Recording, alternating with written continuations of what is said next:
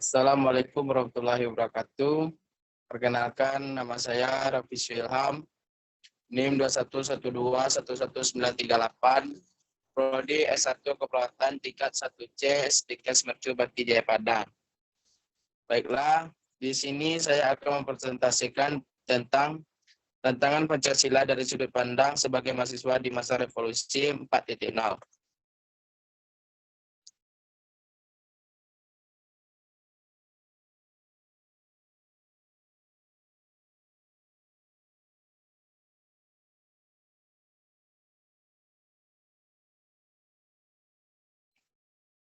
Fase revolusi industri. Industri 1.0 tahun 1784. 2. Industri 2.0 tahun 1870. 3. Industri 3.0 tahun 1969. 4. Industri 4.0 saat ini.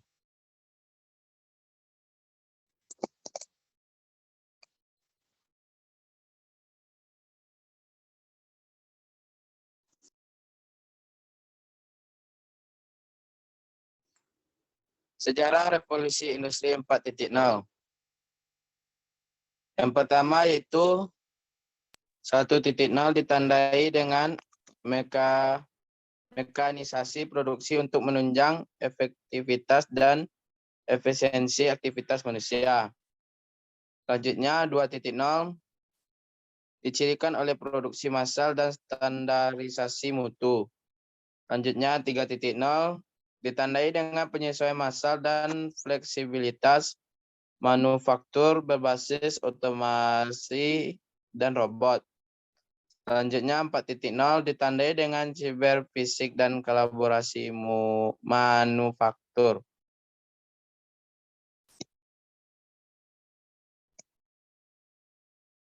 Tantangan dalam membumikan Pancasila. Menurut anggota BPIP Romo 2019 ada 5 pokok tantangan sebagai berikut.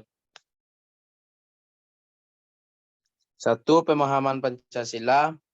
2. Eksklusivisme sosial yang terkait derasnya arus globalisasi sehingga mengarah kepada menguatnya kecenderungan politisasi identitas dan menguatnya gejala polarisasi dan fragmentasi sosial berbasis SARA.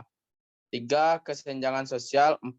Pelembagaan Pancasila di mana lemahnya institusi nilai-nilai Pancasila dalam kelembagaan politik, ekonomi, dan budaya, serta masih lemahnya wawasan ideologi Pancasila di kalangan penyelenggaraan negara.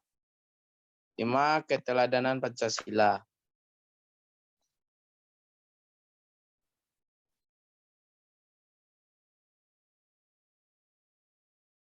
Tantangan Pancasila dari sudut pandangan sebagai mahasiswa di masa revolusi 4.0.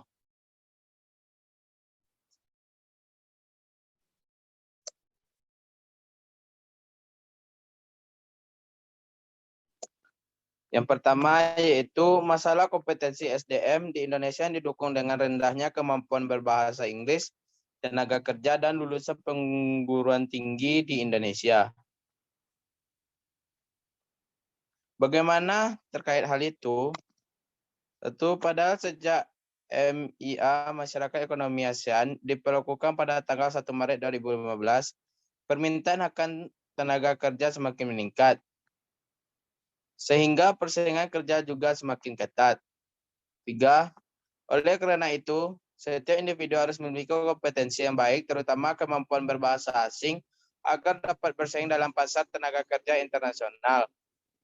4. Hal ini tak jauh berbeda dengan revolusi industri 4.0 yang menuntut pada pemuda untuk tak hanya memiliki kemampuan dalam berbahasa asing, namun juga harus memiliki kemampuan dalam berbagai bahasa.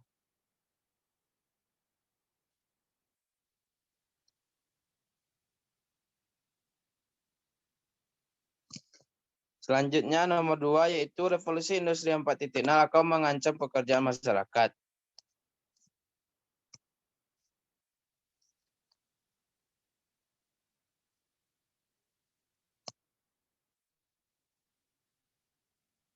Mereka yang tidak memiliki keahlian lebih dan khusus atau menjadi pengangguran. Oleh karena itu, dalam persaingan bebas tenaga kerja di era masyarakat ekonomi ASEAN atau MIA yang saat ini tengah kita jalani, menuntut pada job seekers pencari kerja untuk membekali diri semaksimal mungkin untuk menguasai teknologi modern, terutama teknologi digital.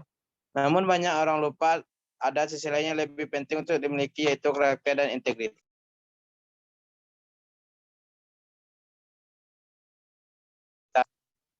Peran Pancasila dalam mengatasi tentang revolusi 4.0. Pancasila sebagai sumber etika dalam konsep dan pelaksanaan kerja profesional sumber daya manusia, Indonesia harus menjadi ruhu utama dan perumusan kode etik profesi yang meliputi aspek etika, moral, dan hukum. Dengan begitu SDM Indonesia akan memiliki kehiasan sebagai manusia yang adaptif terhadap teknologi dengan keunggulan karakter dan integritas. Pancasila dengan konsep ini bargaining position SDM Indonesia akan menguasai pasar.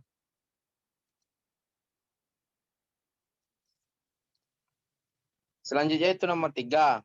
Kaum milenial lebih senang untuk mengobrol lewat media komunikasi daripada secara langsung. Apakah itu hal yang patut kita diperhatikan?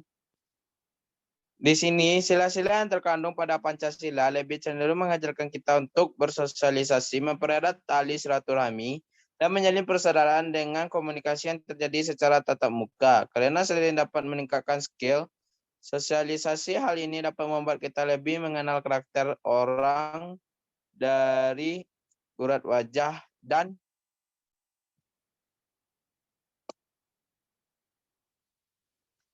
selanjutnya itu nomor 4. Saat pembelajaran tentang pendidikan Pancasila, para pengajar seakan keusahaan untuk menarik perhatian para siswa untuk fokus akibat dari konten gawal yang lebih menarik dibandingkan materi yang disampaikan oleh pengajar, membuat mereka lebih berpikir tentang kapan pembelajaran ini selesai. Lalu apa solusinya? Baiklah, di sini pembelajaran dapat diubah dari teacher oriented ke student oriented sehingga siswa lebih aktif dalam kelas. Metode lain yang dapat dilakukan adalah materi tentang pembelajaran Pancasila dikemas semenarik mungkin dalam bentuk narasi singkat dengan gambar menarik atau berupa permainan kecil sehingga siswa dapat lebih fokus.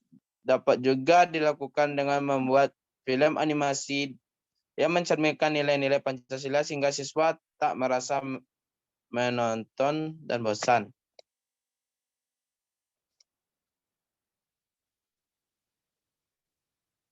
Baiklah, sampai di sini dulu diskusi saya. Kalau ada kata yang salah, mohon dimaafkan. Saya tutup dengan Assalamualaikum warahmatullahi wabarakatuh.